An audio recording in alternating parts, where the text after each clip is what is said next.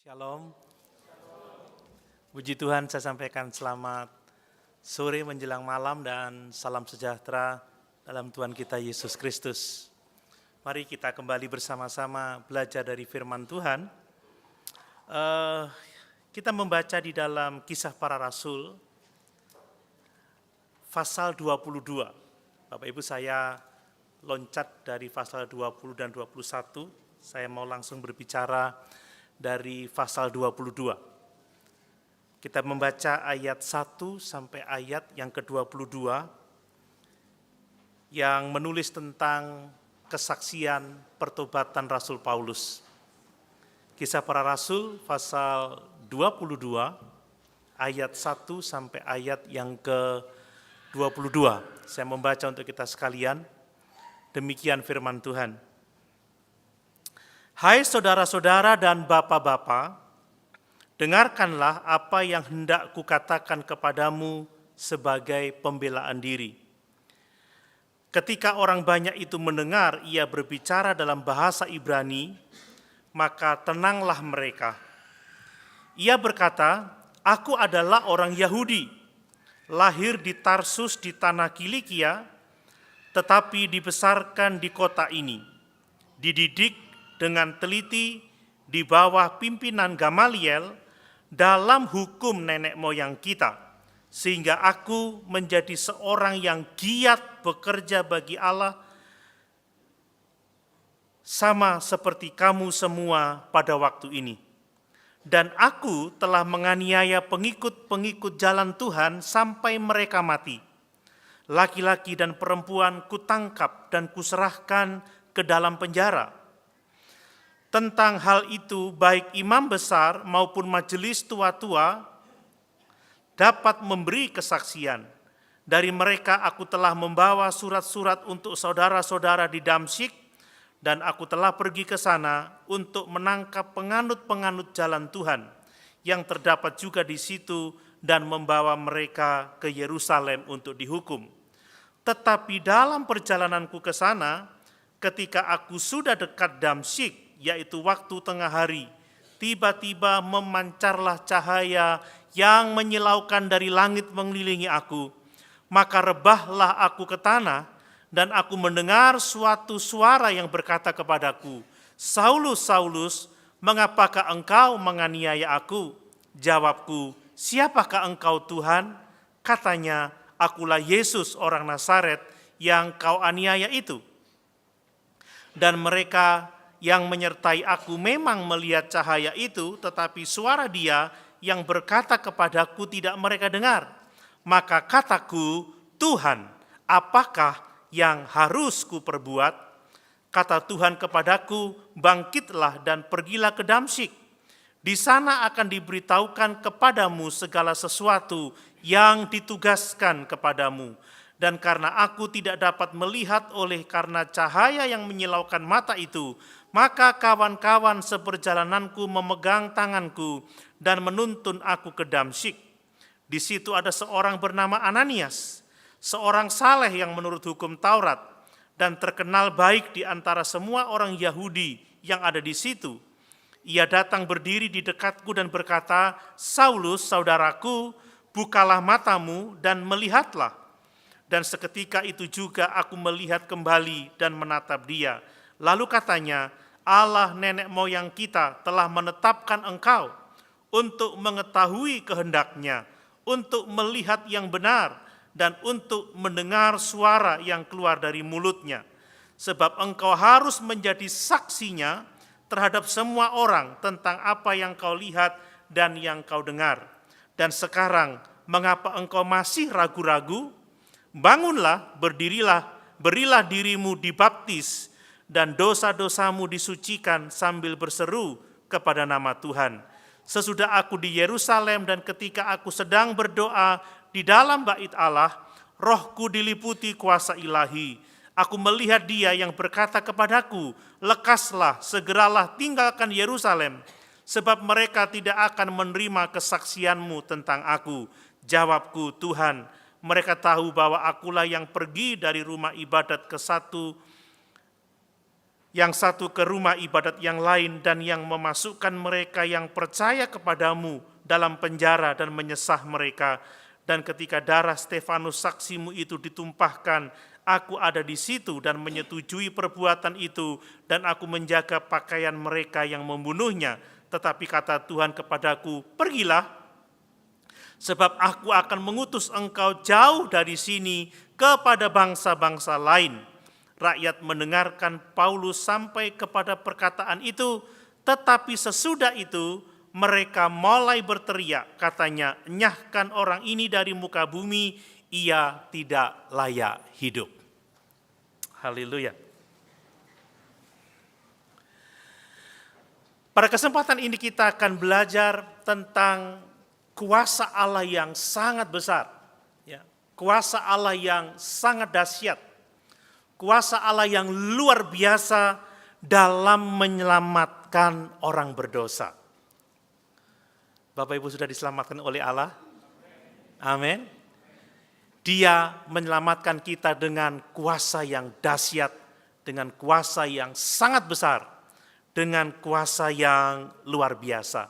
Bapak Ibu, teks kita ini menceritakan kesaksian Paulus kepada sekelompok orang-orang Yahudi yang sedang marah pada waktu itu, yang dalam kemarahannya menganiaya Rasul Paulus, memukuli Rasul Paulus, sampai Rasul Paulus diselamatkan oleh tentara Romawi. Ini adalah kisah tentang pertobatan Paulus yang kedua kali. Kita tahu bahwa kisah pertobatan Paulus ditulis sebanyak 3 kali.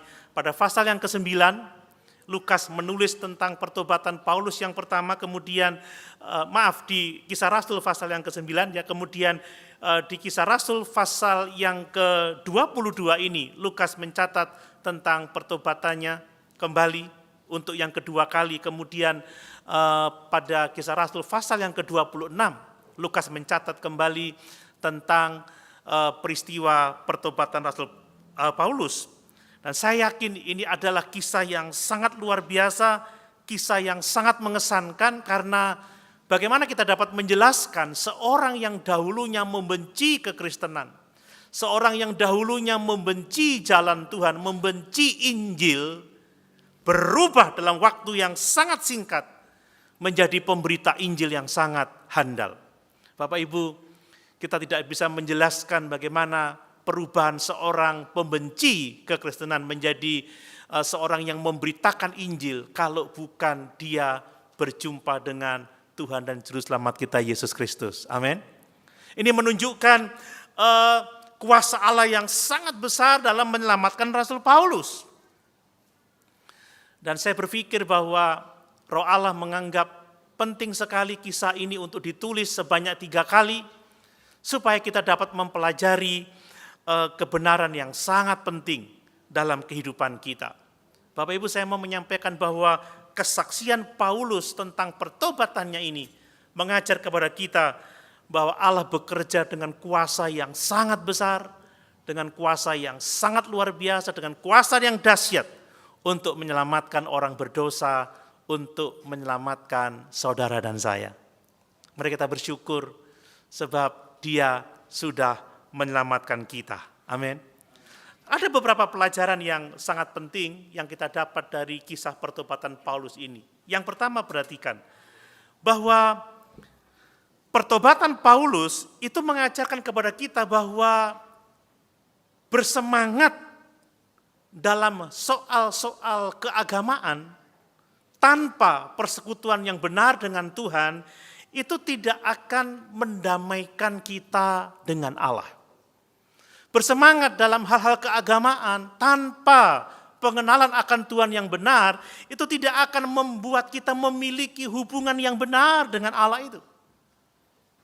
Bapak Ibu, kita harus bisa membedakan antara bersemangat dalam keagamaan, ya, semangat beragama dengan hubungan yang benar dengan Allah.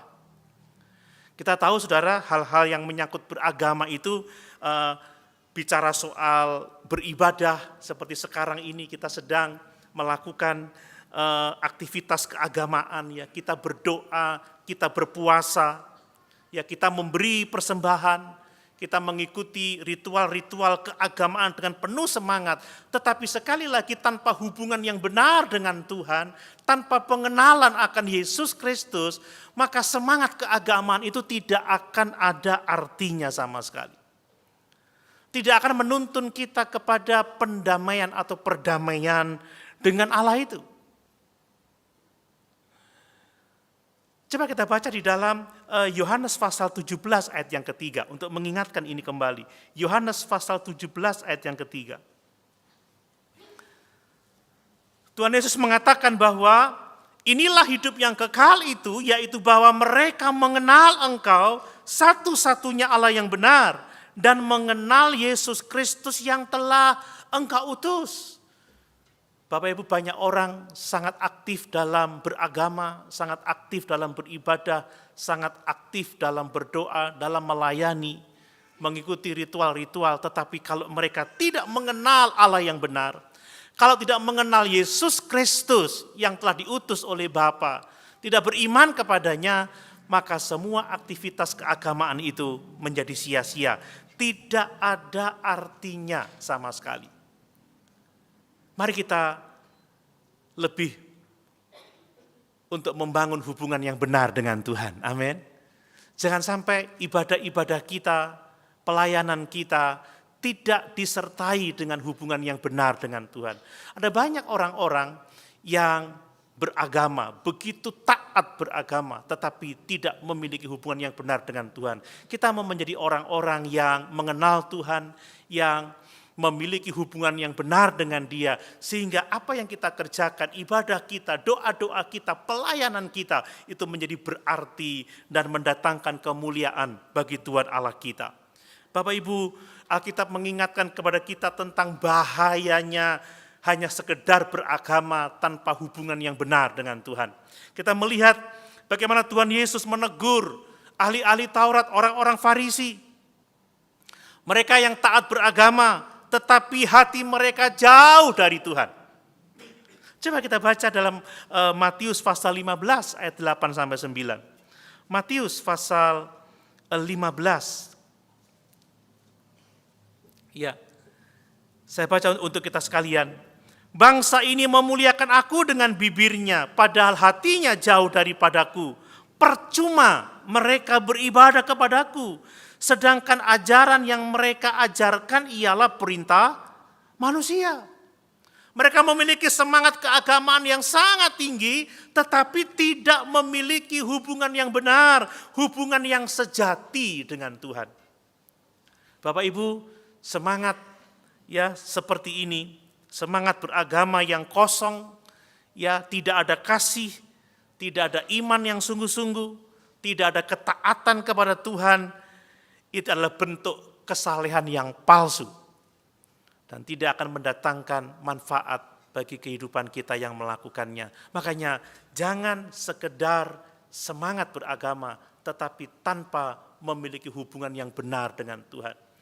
Saya katakan di ibadah pagi, ya mudah ya, relatif mudah mengajak orang untuk bergereja, mengajak orang untuk menjadi Kristen, tetapi membawa orang kepada Yesus untuk memiliki hubungan yang benar dengan Yesus, membawa orang untuk mengalami pertobatan yang sejati, itu bukan sesuatu yang mudah.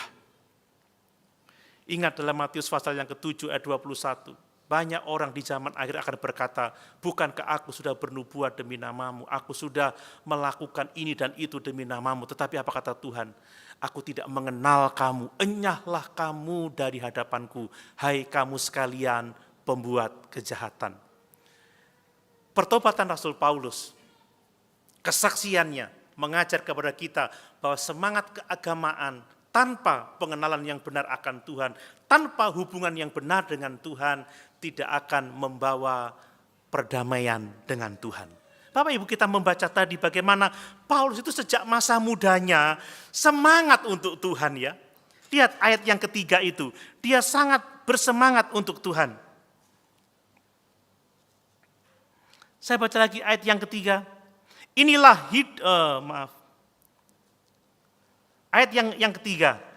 Aku adalah orang Yahudi, lahir di Tarsus di tanah Kilikia, tetapi dibesarkan di kota ini, dididik dengan teliti, di bawah pimpinan Gamaliel dalam hukum nenek moyang kita, sehingga aku menjadi seorang yang giat bekerja bagi Allah, sama seperti kamu semua pada waktu ini.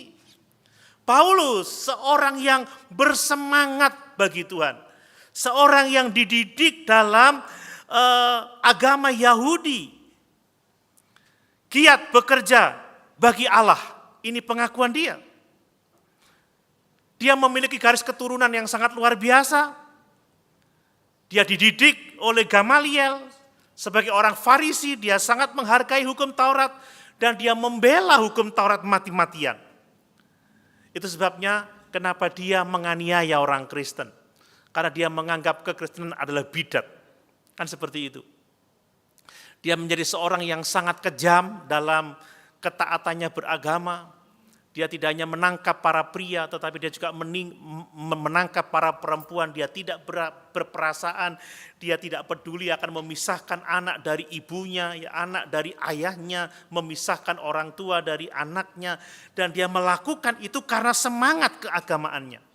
Bahkan dia tidak hanya puas untuk menangkap orang-orang percaya di Yerusalem, tetapi dia pergi keluar sampai ke Damsyik untuk menangkap orang-orang percaya dan dibawa ke Yerusalem untuk diadili, untuk dipenjarakan.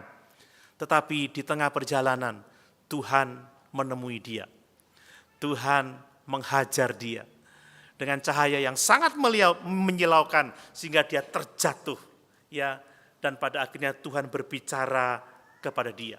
Bapak Ibu, ternyata Paulus seorang yang bersemangat dalam hal beragama. Tetapi Paulus tidak punya hubungan yang benar dengan Tuhan. Demikian juga dengan orang-orang Yahudi yang memukuli dia.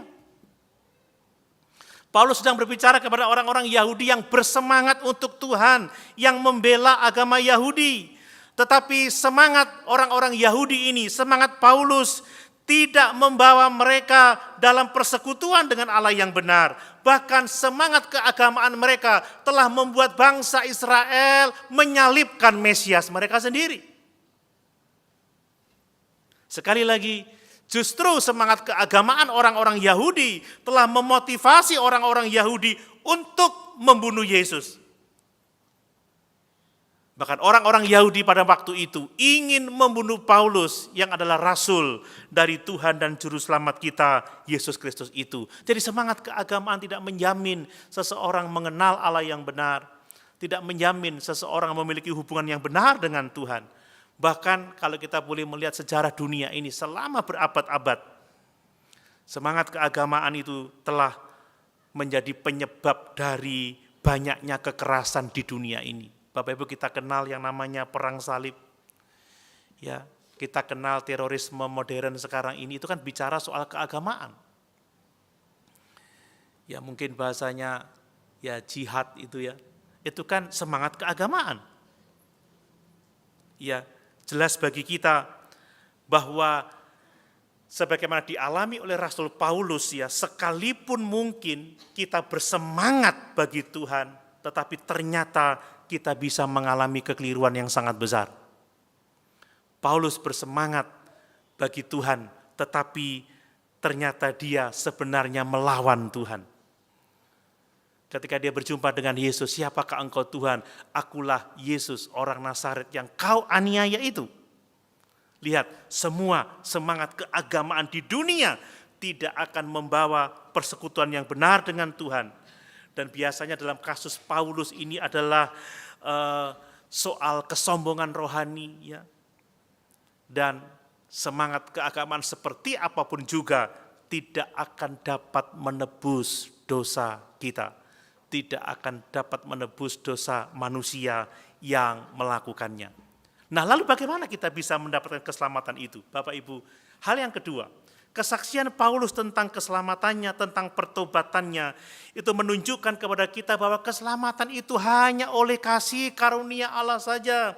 Bahwa keselamatan itu hanya oleh kuasa Allah saja, bukan buah dari jasa kita, bukan buah dari perbuatan baik kita, bukan usaha-usaha keagamaan kita di luar hubungan yang benar dengan Tuhan. Keselamatan kita sepenuhnya adalah kasih karunia Allah. Amin. Bapak Ibu, sangat dibutuhkan iman dan kasih karunia. Kalau kita mempelajari Alkitab, kita jelas bahwa keselamatan dan perdamaian dengan Allah itu tidak dicapai melalui usaha manusia. Tidak didapat melalui perbuatan baik, tetapi melalui iman kepada Yesus Kristus, melalui kasih karunia dan iman kepada Yesus Kristus saja. Coba kita baca lagi Efesus pasal 2 ayat 8 dan 9. Saya mau menegaskan ini kembali karena ini sangat penting. Efesus pasal 2 ayat 8 dan 9. Perhatikan firman Allah. Sebab karena kasih karunia kamu diselamatkan oleh iman. Itu bukan hasil usahamu tetapi pemberian Allah. Itu bukan hasil pekerjaanmu. Jangan ada orang yang memegahkan diri. Sekali lagi, semangat beragama yang hanya berfokus pada perbuatan-perbuatan baik kita tanpa iman, tanpa kepercayaan kepada Yesus Kristus, tanpa anugerah Allah yang kita terima daripadanya, maka sesungguhnya kita belum didamaikan dengan Allah. Mari kita memahami kebenaran ini, bahwa keselamatan itu bukan atas jasa, bukan atas perbuatan baik, tetapi atas kasih karunia dan iman kepada Yesus Kristus saja. Alkitab dengan jelas mengajarkan bahwa pendamaian kita dengan Allah hanya dicapai melalui pengorbanan Yesus Kristus di atas kayu salib. Dialah jalan, kebenaran, dan kehidupan. Amin. Tidak ada seorang pun yang dapat sampai kepada Bapa kalau tidak melalui Yesus. Dialah satu-satunya pengantara kita dengan Bapa, pengantara antara Allah dan manusia. Hanya melalui kematiannya di atas kayu salib, maka kita dapat dibebaskan dari dosa-dosa kita. Kita dapat mengalami pengampunan dosa itu dan pemulihan hubungan dengan Allah. Bapak Ibu perhatikan, saya mau menegaskan bahwa kesaksian Paulus tentang keselamatannya menunjukkan kepada kita bahwa keselamatan hanya oleh anugerah dan iman kepada Yesus Kristus saja. Paulus pada waktu dia ke Damsyik, dia tidak pernah berpikir tentang Yesus Kristus, dia tidak pernah berpikir untuk percaya kepada Yesus. Dia adalah seorang yang puas dengan agama Yahudinya. Dia sedang bersemangat dalam keagamaannya, dia sedang berusaha untuk menangkap orang-orang yang percaya kepada jalan Tuhan. Tetapi saat dia melakukan tindakan itu, saudara, Allah menangkap dia. Allah dalam kuasanya menjatuhkan dia dengan cahaya yang sangat menyilaukan itu. Dan setelah dia bercakap-cakap dengan Paulus, ya, siapakah engkau Tuhan? Apakah yang harus aku perbuat? Dia memberikan perintah yang sangat spesifik kepada Rasul Paulus. Ini menunjukkan bahwa keselamatan Paulus adalah tindakan Allah, kuasa Allah, anugerah Allah. Sama sekali tidak berasal dari Paulus sendiri. Saya mau menegaskan bahwa segala sesuatu tentang pertobatan Rasul Paulus itu berasal dari Tuhan. Amin. Itu berasal dari Yesus. Tidak ada satupun tentang pertobatan Paulus yang berasal dari Paulus sendiri. Pertobatan Paulus datang dari Tuhan Yesus Kristus. Saya pikir dan saya percaya, Bapak Ibu, Tuhan bukan melihat ada sesuatu yang pantas dari Rasul Paulus yang dapat diselamatkannya. Tidak. Atau tidak ada sesuatu yang baik yang menyebabkan Paulus memenuhi syarat untuk mendapatkan kerajaan surga. Justru Paulus mengatakan bahwa dirinya seorang yang berdosa, seorang penghujat, seorang yang jahat, seorang yang kejam. Coba kita lihat di 1 Timotius 1 ayat 13. 1 Timotius 1 ayat yang ke-13. Perhatikan itu, 1 Timotius 1 ayat yang ke-13, ya. Aku yang tadinya seorang penghujat. Jadi salah kalau kita berpikir bahwa Paulus memiliki kebaikan dalam dirinya yang menyebabkan dia layak untuk diselamatkan. Tidak, dia berkata, aku yang tadinya seorang penghujat dan seorang penganiaya dan seorang ganas. Tetapi aku telah dikasihinya. karena semuanya itu telah kulakukan tanpa pengetahuan, yaitu di luar iman. Bahkan Tuhan Yesus mengatakan bahwa dengan menganiaya jemaat, Paulus itu menganiaya Yesus sendiri. Ya. Dan atas hal itu menurut saya dia pantas untuk menerima penghukuman Tuhan. Tetapi justru Allah menunjukkan belas kasihan yang besar kepada Rasul Paulus. Jadi kita melihat di sini bahwa sebenarnya keselamatan Paulus, kesaksiannya menunjukkan kepada kita bahwa itu semua karena anugerah Allah. Amin. Itu semua karena iman kepada Yesus Kristus saja. Bapak Ibu, beberapa kali Paulus mengatakan bahwa keselamatannya itu sepenuhnya adalah pekerjaan Allah. Coba kita lihat Galatia 1 ayat yang ke-15. Galatia 1 ayat yang ke-15. Ini penting untuk kita. Ya, Galatia 1 ayat yang ke-15. Tetapi waktu Ia yang telah memilih aku sejak kandungan ibuku dan memanggil aku oleh kasih karunia-Nya. Keselamatan Paulus sepenuhnya pekerjaan Allah. Keselamatan Paulus adalah tindakan Allah. Tidak ada sesuatu tentang Paulus ya yang berkaitan dengan keselamatannya. Semuanya berbicara tentang Allah, tentang anugerahnya, tentang pilihannya, tentang kerelaan kehendaknya. Coba kita lihat lagi di dalam Efesus pasal 1 ayat 4 sampai yang ke-6. Efesus pasal 1 ayat 4 sampai ayat yang ke-6. Perhatikan itu. Sebab di dalam Dia Allah telah memilih kita, ya, sebelum dunia dijadikan, supaya kita kudus dan tak bercacat di hadapan-Nya. Dalam kasih Ia telah menentukan kita dari semula oleh Yesus Kristus untuk menjadi anak-anak-Nya sesuai dengan kerelaan kehendak-Nya, supaya terpujilah kasih karunia-Nya yang mulia yang dikaruniakannya kepada kita di dalam Dia yang dikasihinya. Amin. Ini tentang pilihan Allah, tentang penentuan Allah. Bahwa Dialah yang telah memilih kita bahkan sebelum dunia dijadikan supaya kita kudus dan tidak bercacat di hadapan-Nya. Bahwa Dialah yang telah menentukan kita dari semula oleh Yesus Kristus untuk menjadi anak-anak-Nya sesuai dengan kerelaan kehendak-Nya. Bapak Ibu, keselamatan adalah anugerah Allah. Amin. Keselamatan kita adalah pilihan Allah. Tidak ada sesuatu ya yang dapat kita jadikan kredit poin dalam keselamatan kita. Semuanya adalah anugerah Tuhan. Coba kita lihat 2 Timotius 1 ayat yang ke-9. 2 Timotius 1 ayat yang ke-9. Saya ingin kita sekali lagi memahami ini. Karena saya melihat sampai 3 kali ya Rasul Lukas mencatat tentang pertobatan Paulus ini. Ayat yang ke-9 dikatakan demikian. 2 Timotius 1 ayat yang ke-9. Dialah yang menyelamatkan kita dan memanggil kita dengan panggilan kudus, bukan berdasarkan perbuatan kita, melainkan berdasarkan maksud dan kasih karunia-Nya sendiri yang telah dikaruniakan kepada kita dalam Kristus Yesus sebelum permulaan zaman. Amin. Ini luar biasa kebenaran ini ya.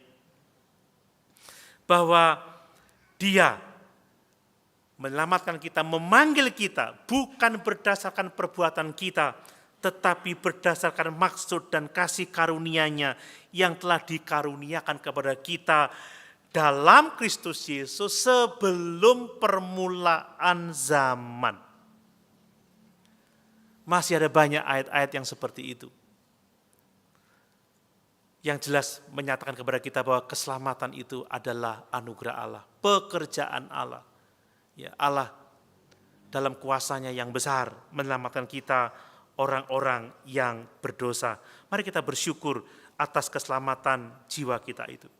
Nah, kalau Allah dalam kuasa-Nya yang besar dapat menyelamatkan Rasul Paulus yang begitu membenci dia, yang begitu membenci kekristenan, maka Ia dapat menyelamatkan saudara dan saya, orang berdosa, dan melakukan itu dengan kuasa-Nya yang besar. Amin. Amin Bapak Ibu. Mari kita yakin dengan keselamatan jiwa kita. Kalau Allah telah menjatuhkan Rasul Paulus, telah menobatkan dia, telah menghancurkan kesombongannya, menghancurkan keangkuhannya, maka dia juga dapat menolong kita semua. Mungkin kita adalah orang yang saudara berpikir sangat berdosa, mungkin kita adalah orang yang memiliki masa lalu yang sangat jahat, mungkin kita telah menentang kekristenan, mungkin kita telah melakukan hal-hal yang sangat dibenci oleh Tuhan. Tetapi kalau Tuhan berkuasa menyelamatkan Rasul Paulus, dia juga berkuasa menyelamatkan saudara dan saya. Dia bisa menyelamatkan orang-orang dekat kita yang mungkin menurut pandangan kita dia sangat jahat, dia sangat membenci Tuhan, yang mungkin orang berpikir dirinya tidak akan dapat diselamatkan karena keberdosaannya, tetapi tidak dengan Allah. Karena dengan kuasa-Nya yang besar, Yesus yang telah bangkit dari kematian itu, dia sanggup menyelamatkan siapa saja yang dikehendakinya untuk hormat dan kemuliaan bagi namanya. Amin. Makanya mari kita tetap terus setia di dalam Tuhan, tetap terus yakin dengan keselamatan jiwa kita. Dan mari kita tetap terus memberitakan Injil itu, supaya orang-orang pilihan Allah menerima panggilan Allah, dan mereka boleh beriman dan diselamatkan di dalam Tuhan dan Juru Selamat kita, Yesus Kristus itu. Itu yang kedua. Yang ketiga, perhatikan bahwa pertobatan Paulus itu mengajarkan kepada kita bahwa Allah itu seringkali harus merendahkan hati kita terlebih dahulu sebelum Dia dapat mengulurkan belas kasihan-Nya kepada kita. Dibutuhkan kerendahan hati dan Allah seringkali merendahkan hati kita supaya kita dapat menerima anugerah keselamatan itu. Bapak Ibu, kerendahan hati itu sangat penting. Amin. Dalam hubungan dengan Allah sangat dibutuhkan kerendahan hati. Alkitab menekankan pentingnya kerendahan hati. Coba kita lihat di Yakobus 4 ayat yang ke-6. Di Yakobus pasal 4 ayat yang ke-6. Perhatikan firman Tuhan itu ya.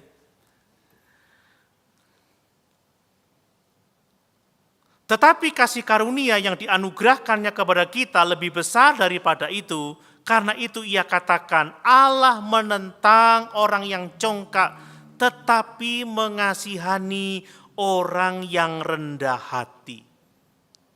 Tadi saya katakan bahwa pertobatan Paulus menunjukkan kepada kita bahwa Tuhan seringkali harus merendahkan hati kita terlebih dahulu sebelum Dia dapat menyatakan kasih karunia-Nya kepada kita.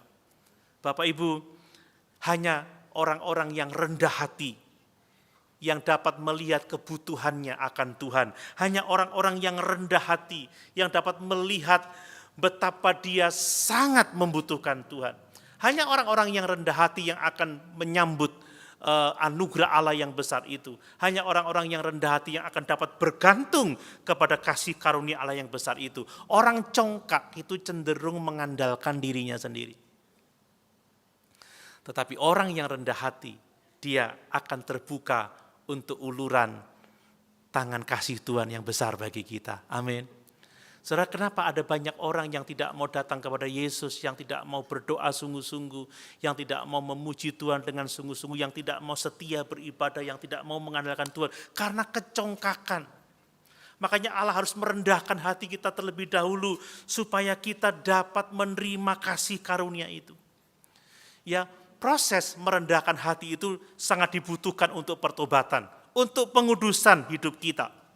Ya, Allah seringkali menggunakan situasi-situasi sulit, ya sakit penyakit, ya kelemahan, masalah-masalah dalam hidup ini supaya kita sadar akan kelemahan kita, keterbatasan kita, menjadikan kita rendah hati dan dapat datang kepada Tuhan dengan kerendahan hati. Ya, saya mengingat perkataan Paulus dalam 2 Korintus pasal 12 ayat 9 sampai 10 itu. Dia mengatakan ada duri di dalam dagingku. Sudah 3 kali aku berdoa untuk Tuhan mencabut duri itu, tetapi Allah katakan cukup kasih karuniaku bagi kamu. Sebab justru dalam kelemahanlah kuasaku bekerja dengan sempurna. Paulus menjadi rendah hati karena kelemahannya, sehingga dia berkata apa? Sebab itu terlebih suka aku bermegah atas kelemahanku, sebab dalam kelemahanku lah kuasa Allah itu bekerja dengan sempurna. Bapak Ibu, tanpa kerendahan hati, kita tidak akan sungguh-sungguh berdoa. Tanpa kerendahan hati, kita tidak akan sungguh-sungguh memuji Tuhan. Tanpa kerendahan hati, kita nggak akan pernah sungguh-sungguh datang kepada Tuhan. Dan orang-orang yang rendah hati, dia mendapatkan pertolongan dari Tuhan. Amin. Coba perhatikan kisah Paulus ini. Ya, sebelum Tuhan menyatakan belas kasihannya, maka dia harus merendahkan hati Paulus. Saudara, Paulus tentunya dia datang ke Damsyik dengan kesombongan yang sangat besar.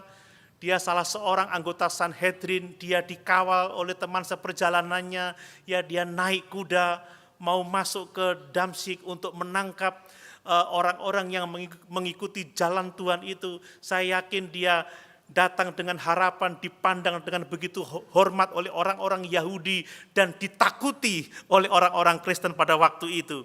Tetapi sebelum sampai di Damaskus, sebelum sampai di Damsyik, Allah menjatuhkan dia.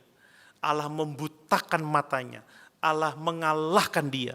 Sehingga dia masuk ke Damsyik bukan dengan gagah perkasa, dengan kesombongan yang hebat, tetapi dia datang dengan kelemahan yang telah merendahkan hatinya, sehingga dia siap menerima kasih karunia itu. Bapak Ibu, menarik sekali, dalam kerendahan hati dia berkata kepada Yesus, Tuhan, siapakah Engkau? Tuhan, apa yang harus aku perbuat? Ada banyak orang Kristen yang mengaku percaya kepada Yesus, tetapi dia tidak berkata kepada Tuhan, Tuhan, apa yang harus aku perbuat? Ada banyak orang yang menjadi Kristen tetapi tidak mau menyerahkan seluruh hidupnya kepada Tuhan, tidak mau mengikuti kehendak Tuhan. Dia mau menjadi Kristen tetapi tidak mau bertuhankan Yesus. Dia merasa bisa mengatur dirinya sendiri, dia merasa bisa hidup tanpa Tuhan, tanpa kehendaknya. Tapi tidak dengan orang-orang yang rendah hati. Paulus direndahkan hatinya oleh Tuhan, sehingga dia berkata, Tuhan, siapakah Engkau? Apa yang harus aku perbuat? Saudara, kalau kita tidak rendah hati di hadapan Tuhan, kita belum mengenal siapa Yesus yang sebenarnya. Hanya dengan kerendahan hati, kita akan dapat datang kepadanya, memuja Dia, memuliakan Dia, bergantung kepadanya, dan menerima anugerah yang ditawarkannya kepada kita. Amin. Dibutuhkan kerendahan hati. Yang keempat, Bapak Ibu, kesaksian pertobatan Paulus itu mengajar kepada kita apa? Bahwa baptisan itu sangat penting, menjadi pengakuan akan iman kita kepada Yesus. Kita membaca di ayat yang ke-16, coba kita lihat lagi. Di Kisah Rasul pasal 22 ayat yang ke-16. Kisah Rasul pasal 22 ayat yang ke-16.